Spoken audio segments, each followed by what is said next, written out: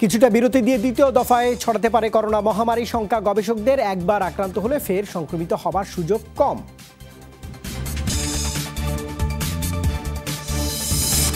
করোনায় প্রাণহানি প্রায় 2,45,000, আক্রান্ত 35 লাখ মানুষ। ব্রাজিলে লাফিয়ে লাফিয়ে বাড়ছে সংক্রমণ আর মৃত্যু। রাশিয়াতেও খারাপ হচ্ছে পরিস্থিতি। করোনা লকডাউনের মধ্যেই গোলাগুলি জম্মু কাশ্মীরে। বিচ্ছিন্নতাবাদীদের সঙ্গে সংঘর্ষে সেনাবাহিনীর কর্নেল মেজর সহ 9 জনের প্রাণহানি। আর দর্শক, এসব খবরের বিস্তারিত নিয়ে এই মুহূর্তে আপনাদের সঙ্গে রয়েছে আমি রুবায়েত হাসান। মাঝে কিছুটা বিরতি দিয়ে আবারও ফিরতে পারে করোনা মহামারী, এই সতর্কতা দিয়েছে প্রায় 150 বছর ধরে ভাইরাস নিয়ে গবেষণা করা প্রতিষ্ঠান পাস্তুর ইনস্টিটিউট। দ্বিতীয় দফা মহামারীর ভয়াবহতা কেমন হবে তা নিয়েই মূল চিন্তা গবেষকদের। কারণ স্প্যানিশ ফ্লু সময় বেশি মৃত্যু হয়েছিল তৃতীয় দফা প্রকোপে। গবেষকরা অবশ্য বলছেন, যারা একবার করোনা আক্রান্ত হচ্ছেন, দ্বিতীয়বার তাদের সংক্রমিত হবার সম্ভাবনা ক্ষীণ। জানুয়ারিতে করোনা ভাইরাসের বিস্তার শুরু হলেও বিশ্ববাসী মহামারীর সবচেয়ে ভয়াবহ রূপ দেখেছে এপ্রিলে। এ মাসে 30 দিনেই প্রাণ গেছে প্রায় 2 লাখ মানুষের। ভয়াবহ মৃত্যুর মিছিল দেখা পশ্চিমা দেশগুলোতে এখন কমতে শুরু করেছে সংক্রমণ ও মৃত্যু। কিছু দেশে শুরু হয়ে গেছে লকডাউন প্রত্যাহারের প্রক্রিয়াও। তবে ভাইরাস গবেষণার জন্য বিশ্বখ্যাত পাস্তুর ইনস্টিটিউট সতর্ক করেছে, কোভিড-19 নিয়ে এখনই নিশ্চিন্ত হওয়ার সুযোগ নেই। দ্বিতীয় দফায় আবারও ছড়াতে পারে মহামারী। চীনে এখনো নতুন করে ভাইরাসে আক্রান্ত হওয়ার খবর পাচ্ছি আমরা। অন্যান্য দেশেও দ্বিতীয় দফায় মহামারী বিস্তারের সম্ভাবনা প্রবলভাবেই আছে। তবে দ্বিতীয় দফায় এই পরিসর ছোট না বড় হবে তা বলার সময় এখনো আসেনি। ঠিক 100 বছর আগে স্প্যানিশ ফ্লু মহামারী আকারে ছড়ায় 3 দফায়। প্রথম দফার চেয়ে দ্বিতীয় ও তৃতীয় দফায় প্রাণহানি ছিল বেশি। ভয়াবহ সে মহামারীর সময়ও গবেষণার অভিজ্ঞতা আছে পাস্তুর ইনস্টিটিউটের। প্রতিষ্ঠানটি বলছে, একবার যারা করোনায় আক্রান্ত হয়েছেন তাদের দ্বিতীয় দফায় আক্রান্ত হওয়ার সম্ভাবনা খুবই কম। করোনায় আক্রান্ত হওয়ার 2 সপ্তাহের মধ্যে সাধারণত সংক্রমিত ব্যক্তির শরীরে অ্যান্টিবডি তৈরি হয়। এখনো আমরা শতভাগ গ্যারান্টি দিতে পারছি না, তবে এই অ্যান্টিবডির কারণে সে নতুন করে আক্রান্ত হবে না। এটা মূলত টিকার মতো কাজ করে। টিকার মাধ্যমে তৈরি অ্যান্টিবডি যেমন সুরক্ষা দেয়, এটাও তেমন। নভেল করোনা ভাইরাসের উৎপত্তি নিয়েও গবেষণা করছে পাস্তুর ইনস্টিটিউট।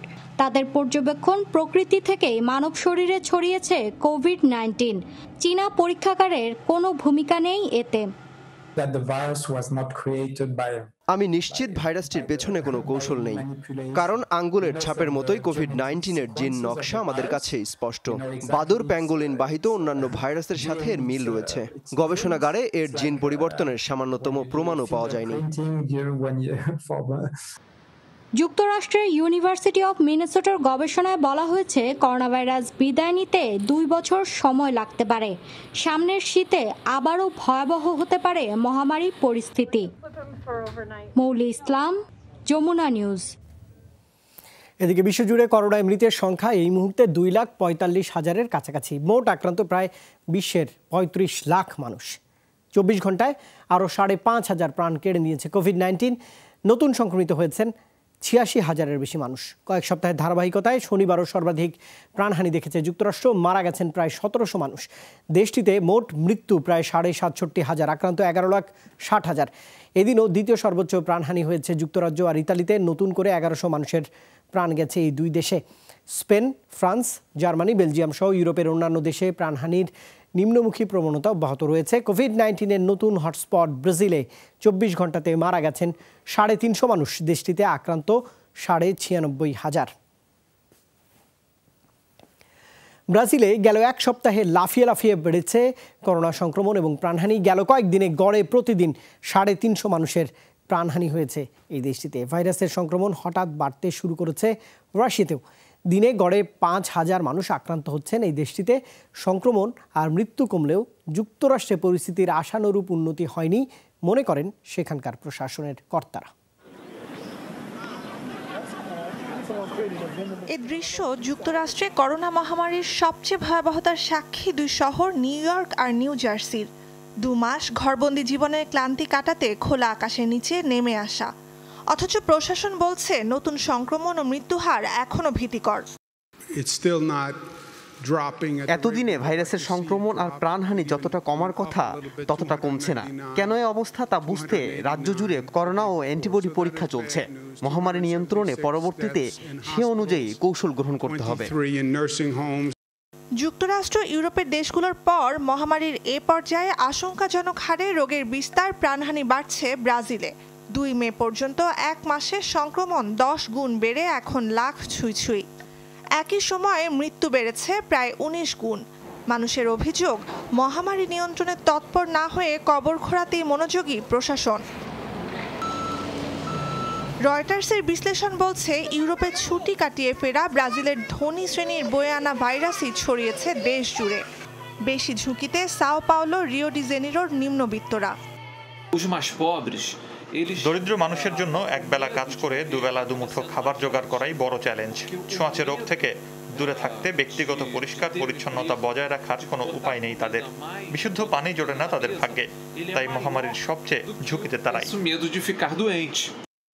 এতদিন তেমন প্রভাব না পড়লেও এখন রাশিয়াতেও দ্রুত বদলাচ্ছে দৃশ্যপট। শনিবার রেকর্ড 9,500 নতুন রোগী শনাক্তের পর আক্রান্তের সংখ্যা ছাড়িয়েছে 1 লাখ। 19 মার্চ প্রথম প্রাণহানির পর 6 সপ্তাহের ব্যবধানে মৃতের সংখ্যা 1200-র বেশি। 30 জানুয়ারি সারা বিশ্বে সতর্কতা জারি করে বিশ্ব স্বাস্থ্য সংস্থা। বারবার বলেছিল, চীনের পর বাকি বিশ্বে ভাইরাসটির ঝুঁকি বাড়ছে।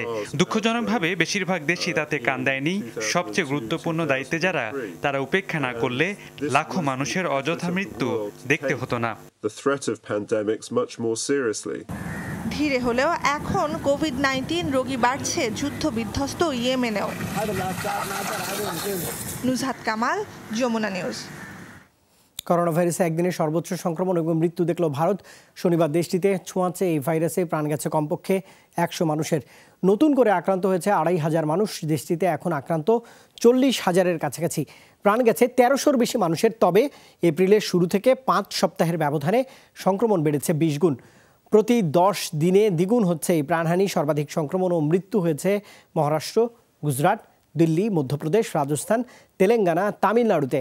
রেড জোন ঘোষিত 5 শহর, রাজধানী দিল্লি, মুম্বাই, বেঙ্গালুরু, চেন্নাই আর আহমেদাবাদে কঠোর করা হয়েছে লকডাউনের প্রক্রিয়া। ভারতীয় স্বাস্থ্য মন্ত্রণালয় অবশ্য জানিয়েছে, এ পর্যন্ত সুস্থ হয়ে বাড়িতে ফিরে গেছেন দেশটির 10,000 মানুষ।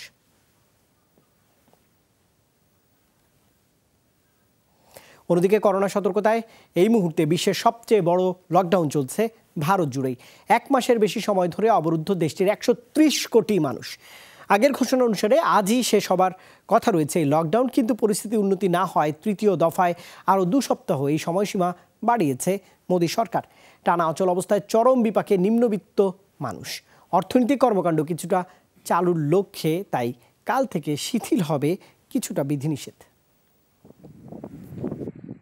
ইন্দোরের মহাসড়কে সিমেন্ট মিক্সচার ট্রাক থেকে 18 শ্রমিককে উদ্ধার করল মধ্যপ্রদেশ পুলিশ। ভয়াবহ দৃশ্যটি বলে দেয় বিশ্বের সবচেয়ে বড় লকডাউনে কতটা মরিয়া ভারতের দরিদ্র শ্রেণী। মহারাষ্ট্র থেকে গোপনে লখনৌ যাচ্ছিল 18 শ্রমিক। তাদেরকে অমানবিকভাবে নিয়ে যাওয়া হচ্ছিল, যাতে জীবনের ঝুঁকি প্রবল। তাদেরকে সেবা কেন্দ্রে পাঠিয়ে পুলিশের হেফাজতে নেওয়া হয়েছে গাড়ি চালককে। দায়ের করা হয়েছে এফআইআর। রয়েছে উল্টো চিত্র। লকডাউনের সময়সীমা বৃদ্ধি পাওয়ায় কর্মহীন ভারতীয়রা ছুটছেন পৈতৃক ভিটায়। সরকারের উদ্যোগে বিভিন্ন রাজ্যে আটকা পড়া শ্রমিকদের ফেরত পাঠানো হচ্ছে নিজ নিজ এলাকায়। সাথে বিনামূল্যে করা হচ্ছে করোনা পরীক্ষা। যেদিন থেকে লকডাউন ঘোষণা করা হলো, আমরা রাজস্থানে পুরোপুরি আটকা। ট্রেন ভ্রমণে কোনো ধরনের অসুবিধায় পড়েনি। সরকারকে ধন্যবাদ। এতদিন নাসিকে আটকা ছিলাম, যাব মধ্যপ্রদেশের নিজ গ্রাম মোরেনায়। কাজ নেই তো থেকে করবোটা কি। অবশ্য সোমবার থেকে শর্ত সাপেক্ষে একাধিক ছাড়ের ঘোষণা দিয়েছে কেন্দ্রীয় সরকার। অর্থনৈতিক কর্মকাণ্ডে গতি আনতেই দরিদ্র খেটে খাওয়া মানুষের জন্য নেওয়া হলো এসব উদ্যোগ। পুরো ভারতকে সবুজ, কমলা ও লাল রঙে ভাগ করা হয়েছে। ক্ষেত্র বিশেষে শিথিল করা হয়েছে বিধিনিষেধ। অবশ্য বহাল থাকবে রাত্রিকালীন কারফিউ। কেন্দ্র সরকার নে আজ 2 হফতে করোনা ভাইরাসের বিস্তার মোকাবেলায় কেন্দ্রীয় সরকার আরও 2 সপ্তাহের জন্য বাড়িয়েছে লকডাউনের সময়সীমা। তবে অর্থনৈতিক গতিশীলতা ফেরাতে গ্রিন ও অরেঞ্জ জোনে শিথিল করা হয়েছে বিধিনিষেধ। যে কোনো মূল্যে প্রাণঘাতী এই মহামারীকে আমরা হারাতে চাই। জানুয়ারিতে দক্ষিণের রাজ্য কেরালায় প্রথম শনাক্ত হয় কোভিড-19। সময়ের সাথে বিপুল জনসংখ্যার দেশে দানবীয় আকার ধারণ করে মহামারী। বিস্তার ঠেকাতে 24 মার্চ থেকে শুরু হয় 21 দিনের লকডাউন। পরিস্থিতির অবনতি ঘটায় আরও 2 দফায় বাড়ানো হয় সময়সীমা।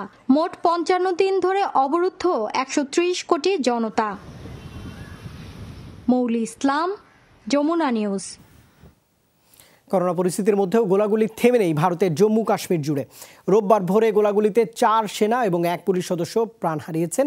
আর মোট প্রাণহানির সংখ্যাটা এই মুহূর্তে 9। কর্তৃপক্ষ জানিয়েছে উপত্যকার উত্তরে হান্দেওয়ারার গ্রামবাসীকে জিম্মি করে বিচ্ছিন্নতাবাদীরা রাতভর উদ্ধার অভিযান চালায় নিরাপত্তা বাহিনীর সদস্যরা।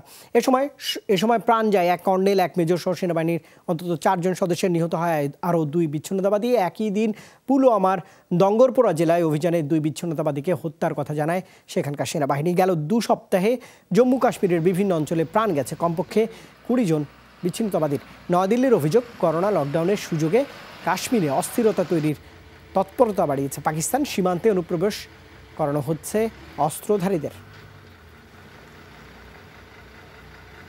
স্বেচ্ছা কোয়ারেন্টাইনে থাকতে যুক্তরাষ্ট্রে এবার ব্যবহার করা হচ্ছে রিক্রিয়েশনাল ভেহিকল বা আরভি।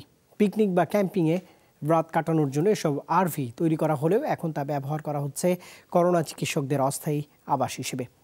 আরভিস ফর মেডিকেল নামে একটি সংস্থা এসব রিক্রিয়েশনাল ভেহিকেল সংগ্রহ করে পৌঁছে দিচ্ছে চিকিৎসকদের কাছে। রোজ সকালে খাবার নিয়ে এই আরভির কাছে ছোটেন কল্পনা স্ট্রাস। গেল কয়েকদিন ধরে রিক্রিয়েশনাল ভেহিকেলে অস্থায়ী আবাস তার স্বামী নিকোলাস স্ট্রাসের। করোনা রোগীদের চিকিৎসা দেন, তাই স্বামীকে পরিবারের সাথে রাখা সম্ভব নয়। আবার একেবারেই বিচ্ছিন্নতাও চান না কল্পনা। আমি চাইছিলাম আমার স্বামী পরিবার থেকে নিরাপদ দূরত্বে থাকুক, কিন্তু একেবারেই বিচ্ছিন্ন হয়ে নয়। অনেকেই আমার স্বামীকে হোটেলে থাকার পরামর্শ দিয়েছিল। হঠাৎ আমার মাথায় এই আরভি ব্যবহারের আইডিয়া আসে, তাই আমি ফেসবুকে পোস্ট দিই। পরে একটি সংস্থার সহায়তায় এই রিক্রিয়েশনাল ভেহিকেলটা পাই। আমার চিকিৎসক স্বামী এখন সেখানেই থাকছেন।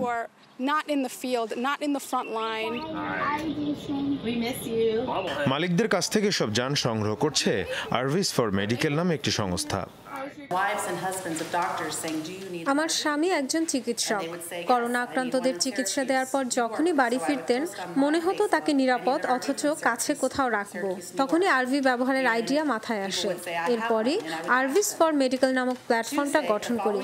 যাদের কাছে রিক্রিয়েশনাল ভেহিকেল আছে তাদের কাছ থেকে সেগুলো নিয়ে চিকিৎসকদের পরিবারের কাছে সরবরাহ করি। এই মুহূর্তে আমার আরভির কোনো প্রয়োজন নেই, তাই ভাবলাম মানুষকে সাহায্য করতে এগিয়ে আসা দরকার। আজ যদি কাউকে সাহায্য করি তাহলে আমার বিপদেও আরেকজন এগিয়ে আসবে। রিক্রিয়েশনাল ভেহিকেল বা আরভি মূলত এক ধরনের গাড়ি যেগুলোতে অস্থায়ী বসবাসের জন্য প্রয়োজনীয় ব্যবস্থা রাখা হয়। মুশফিকা হাসান, যমুনা নিউজ। এদিকে করোনা লকডাউনে বাড়ছে অনলাইন কেন্দ্রিক জীবন চর্চা। ক্লাস, পরীক্ষা, নাচ, গানের চর্চার পর এখন অনলাইনে হচ্ছে বিয়ে, জন্মদিনের মতো সামাজিক অনুষ্ঠানের নানা ধরনের আয়োজন। এতে সহযোগিতা করতে গিয়ে পরিবর্তন আসছে ব্যবসার দৃষ্টিভঙ্গিতেও। বিয়ের পিঁড়িতে আগেই বসার কথা ছিল। করোনা মহামারী পরিস্থিতিতে ভেস্তে যাচ্ছিল সব, বাঁচিয়ে দিল প্রযুক্তি। আনন্দ আয়োজনের বিশাল পরিকল্পনা শেষ পর্যন্ত বাস্তবায়ন হয়নি, তবে অনলাইনের কল্যাণে বৃথাও যায়নি মা জিয়ালন আর ঝ্যাং ইতং জুটির বিয়ের আনন্দ ভাগাভাগির চেষ্টা। আমি আমার স্ত্রী দুজন 2 শহরে থাকি। স্বাভাবিক সময়ে ছুটি ছাটা ছাড়া তেমন দেখা হতো না। মহামারীর জন্য 3 মাস দেখা হয়নি। কঠোর নিষেধাজ্ঞার কারণে বিয়ের যা পরিকল্পনা ছিল কিছুই করতে পারিনি। অনলাইনে যে স্বজনদের সাথে বিয়ের আনন্দ ভাগ করে নিতে পারছি সেটুকুই ভালো লাগা। চীনের ঐতিহ্যবাহী সাজে 2 ঘন্টা ধরে বিয়ের মন্ত্র পড়েন তারা। পরিবার, আত্মীয় স্বজন, বন্ধুবান্ধব, সহকর্মী সহ 5 লাখ মানুষ লাইভ স্ট্রিমে সরাসরি দেখেন পুরো অনুষ্ঠান। আমাদের উপস্থিতি ছাড়াই বিয়ে হয়ে যাচ্ছে, ব্যাপারটা অদ্ভুত, তবে কিছু করারও নেই। মহামারীর ভয় পুরোপুরি কেটে গেলে সবাইকে নিয়ে আনন্দ আয়োজন করব। বিয়ের অনুষ্ঠান লাইভ করতে সাংহাই ভিত্তিক একটি ভিডিও শেয়ারিং প্রতিষ্ঠানের সহযোগিতা নিতে হয়েছে মা ঝ্যাং দম্পতিকে। করোনা মহামারীতে বিশ্বজুড়ে লাখো বিয়ের অনুষ্ঠান, জন্মদিন আর অন্যান্য সামাজিক আয়োজন পিছিয়েছে মাসের পর মাস। তবে ডিজিটাল প্ল্যাটফর্মগুলোর মাধ্যমে এখন অনেকেই ইচ্ছে পূরণে উদ্যোগী হচ্ছেন। অনলাইন কেন্দ্রিক নতুন একটি জীবনচর্চা তৈরি হচ্ছে। মহামারী শুরু হওয়ার পর অনলাইনে ক্লাস শুরু হয় প্রথম, এরপর নাচ গানের চর্চা, এখন বিয়েও হচ্ছে। হয়তো ভবিষ্যতে অনলাইন জীবনই আমাদের দৈনিক জীবনযাত্রার অংশ হয়ে উঠবে। করোনা সতর্কতায় ঘরবন্দি জীবনের শেষ কবে জানা নেই বলে অনলাইনে ক্লাস, পরীক্ষা থেকে শুরু, এখন নাচ গানের চর্চা, এমনকি অফিস আদালতও চলছে অ্যাপসের মাধ্যমে। এ কাজে সেতুবন্ধন হয়ে উঠেছে হোয়াটসঅ্যাপ, মেসেঞ্জার, জুমের মতো প্ল্যাটফর্মগুলো। Nuzhat Kamal, Jamuna news. Corona virus ইস্যুতে বিধিনিষেধ জারি করা নিয়ে দাঙ্গায় ভেনেজুয়েলায় এক কারাগারে প্রাণ গেছে কমপক্ষে 47 বন্দীর। আহত হয়েছে কারা পরিচালক সহ অন্তত 75 জন। শনিবার হতাহতের এই সংখ্যা নিশ্চিত করে ভেনেজুয়েলান সরকার। পশ্চিমাঞ্চলীয় পর্তুগিজ প্রদেশে লোস লানোস কারাগারে এই দাঙ্গা হয় শুক্রবার। জানা গেছে মহামারীর পরিস্থিতিতে পরিবারের সদস্যদের সাথে সাক্ষাৎ স্থগিত করায় ক্ষোভ থেকে এই দাঙ্গার সূত্রপাত। কয়েদিদের অধিকার নিয়ে কাজ করা বিভিন্ন সংস্থা জানিয়েছে, ধারণ ক্ষমতা অতিরিক্ত কয়েদি থাকায় ঠিকমতো পানি আর খাবার মিলছিল না কয়েদিদের। যদিও ভেনেজুয়েলার কারা প্রশাসনের দাবি কয়েদিদের পালানোর চেষ্টা থেকে এই দাঙ্গার সূত্রপাত। করোনা মহামারীর কারণে দুর্ভোগ বাড়ায় সম্প্রতি পেরু, কলম্বিয়া সহ ল্যাটিন আমেরিকার বেশ কয়েকটি দেশে কারাগারে দাঙ্গা হয়েছে। কেনিয়ায় বন্যার আকস্মিক ঢলে প্রাণ গেছে 5 পুলিশ সদস্যের, নিখোঁজ রয়েছে 2 জন। গেল এক মাসে দেশটিতে বন্যা এবং ভূমিধসে প্রাণ গেছে শতাধিক মানুষের। জানা গেছে শনিবার ক্যাম্পে ফেরার পথে ঢলের মুখে পড়ে পুলিশের দলটি। পরে বিধ্বস্ত অবস্থায় তাদের বহনকারী গাড়িটির সন্ধান পায় উদ্ধারকারীর দল। এ সময় জীবিত উদ্ধার করা হয় 5 জনকে। কেনিয়ান রেড ক্রস জানিয়েছে দেশটির পশ্চিমাঞ্চলে নদীর পানি উপচে তলিয়ে গেছে বিস্তীর্ণ জনপদ। গৃহহীন হয়েছে 1800-র বেশি পরিবার। দেশটিতে অতিবৃষ্টি আর বেশ কিছুদিন স্থায়ী হবে এমন পূর্বাভাসও দেওয়া হচ্ছে আবহাওয়া বিভাগের পক্ষ থেকে।